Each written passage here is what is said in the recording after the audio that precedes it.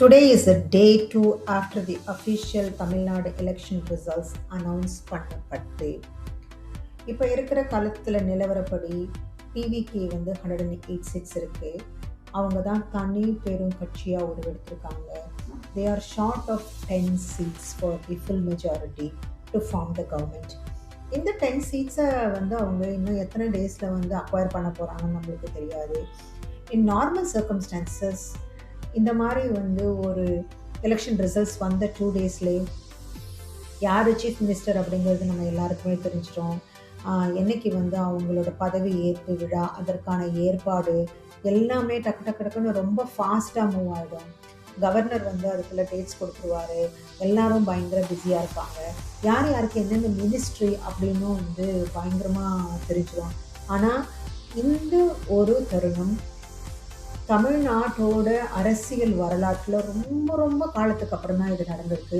ஒரு ஹங் அசம்பிளி, அதாவது தொங்கு சட்டசபை.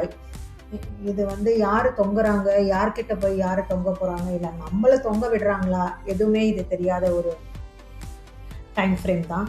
பட் விஜய்க்கு ஆரம்பித்ததுலேருந்து நிறைய தடங்கல்களும் நிறைய இம்சைகளும் எல்லாரும் கொடுத்துருக்காங்க.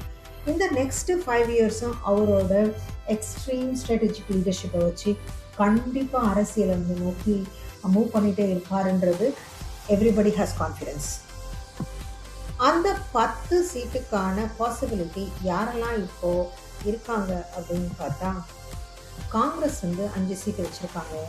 ராகுல் ஏற்கனவே வந்து கைண்ட் ஆஃப் ஒரு சப்போர்ட் கரம் அவர் ஏற்கனவே கொடுத்துருக்காரு. ஆனால் அது என்ன லோடட் இன்ஃபர்மேஷனோட வரப்போகுதுன்னு நமக்கு தெரியாது. அவர் என்ன அதில் கன்ஸ்டன்ஸ் வச்சுக்க போகிறான்னு தெரியாது. அது ஒரு 5 இஸ் அ பாசிபிலிட்டி. அதுக்கப்புறம் பார்த்தோன்னா 2 சீட்டு வச்சுருக்க விசிகே, விடுதலை சிறுத்தை கட்சி, அவங்க வந்து இப்போ டிஎம்கேவோட கூட்டணிக்குள்ளே இருக்கிறாங்க. அவங்க அதை பிரேக்கப் பண்ணி எப்படி வெளியில் வருவாங்கன்னு தெரியாது. எலெக்ஷனுக்கு முன்னாடி வந்து நான் அவங்களோட இருந்துக்கிறேன்னு சொல்லிட்டு அந்த 2 சீட் அவங்க வின் பண்ணாங்க. ஏன்னா டிஎம்கேவோட இல்லைன்னா அவங்க அந்த சீட் கூட வின் பண்ணியிருப்பாங்களான்றது நமக்கு தெரியாது. அவங்க அதிலேருந்து எப்படி உடச்சிக்கிட்டு இங்கே வருவாங்க அப்படிங்கிறதும் நமக்கு தெரியல. அடுத்தது வந்து சிபிஎம், சிபிஐ, இவங்க 2 பேரும் 2 சீட்டு வச்சுருக்காங்க. அவங்க அவங்களோட கரண்ட் ஃபிலாசபிலிருந்து அதை விட்டுட்டு எப்படி டிவிக்கு கூட வருவாங்க அப்படின்னு தெரியாது. இது எல்லாமே வந்து விஜய்க்கு இருக்கிற புதுமையான அப்போஸ்ட் ஐடியாஸ் தான். அவர் இதை எப்படி பிரேக் பண்ணுறாருன்றது தான் ஹிஸ் லீடர்ஷிப் அகேன். அதுக்கப்புறம் தேமுதிக, நம்ம விஜயகாந்த் சாரோட கட்சி, அவங்க ஒரு சீட்டு வச்சுருக்காங்க. அதுக்கப்புறம் வந்து ஐயூஎம்எல், அவங்க 2 சீட்டு வச்சுருக்காங்க. ரீசெண்டாக வந்த நியூஸில் வந்து தே ஹவ் டிக்ளேர்ட் தட் நாங்கள் வந்து இந்த கூட்டணியில் வந்து நாங்கள் வெளியில் வர மாட்டோம். We believed in Stalin before, we believed in Stalin today, and we will believe him in the future as well அப்படின்றது ரொம்ப கிளியராக வந்து ஒரு மெசேஜ் அவங்க கொடுத்துருக்காங்க. இந்த 11 சீட்ஸை வந்து எங்கே இருந்து Vijay is going to fetch it, இதனோட ஹார்வெஸ்டிங் ஐடியாஸ் எப்படி அப்படிங்கிறது தான் அவருக்கு வந்து மிகப்பெரிய சேலஞ்ச். அது ஒரு பக்கம் இருக்கிறச்ச, what will governor do, what are the possibilities of he becoming the CM in the immediate time frame. நிறைய lot of newses are coming out. 7th May அவரோட பதவி ஏற்பு விழா, அவர் பதவி ஏற்றுவார். They will give him a 2 week time frame.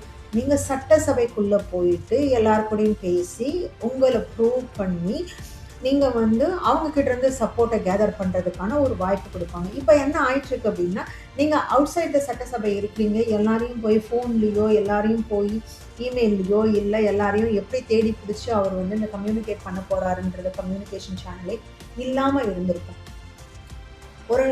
ஒரு தடவை சட்டசபைக்கு போனதுக்கப்புறம், சட்டசபை கூடினதுக்கப்புறம் இவரோட லீடர்ஷிப் தெரியும், இவர் எந்த மாதிரியான பிலீஃப் சிஸ்டமில் இருக்காருங்கிறது தெரியும், மற்றவங்களோட பேசுகிறதுக்கான வாய்ப்புகள் தெரியும்.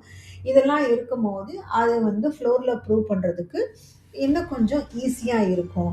கவர்னர் வந்து இந்த முடிவும் எடுக்கலாம். ஸோ ஆல்மோஸ்ட் அவங்க நாளைக்கு பதவி ஏற்றுட்டாங்க அப்படின்னா they will give them 2 weeks. So end of the month இல்லை ஜூன் 1st வீக்கில் they will have the majority proving situation.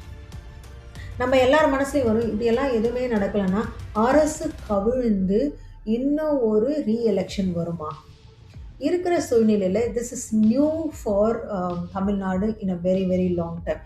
Election முடிஞ்ச உடனே பேக் டு பேக் இன்னொரு எலெக்ஷன்லாம் வச்ச மாதிரிலாம் தெரியல. அதுக்கு யாருமே வந்து சப்போர்ட்டும் பண்ண மாட்டாங்க. பட் அதுதான் ஃபைனல்னா அதுதான் நடக்க போகுது.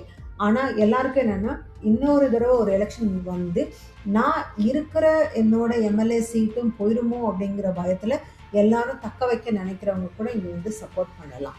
ஸோ இப்போ 3 கட்சிகள், டிவிகே, டிஎம்கே, ஏஐஏடிஎம்கே, இவங்க எல்லாரும் தனித்தனி கட்சிகளாக இருக்கிறாங்க. அவங்களோட சின்ன சின்ன கூட்டணி கட்சிகள் அவங்க என்ன முடிவு எடுக்க போகிறாங்க, அவங்க தலைவரோட பேசிகிட்டு இருக்காங்க. Vijay is using all his brains and all his leadership styles to bring in the 11 seats.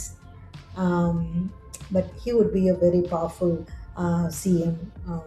நம்ம மனசில் நினைக்க முடியாத அளவுக்கு Vijay will become or Vijay should become. இதுதான் என்னோட ஆசை. I am not a journalist. நான் உங்களை மாதிரி ஒரு சாதாரண பர்சன்.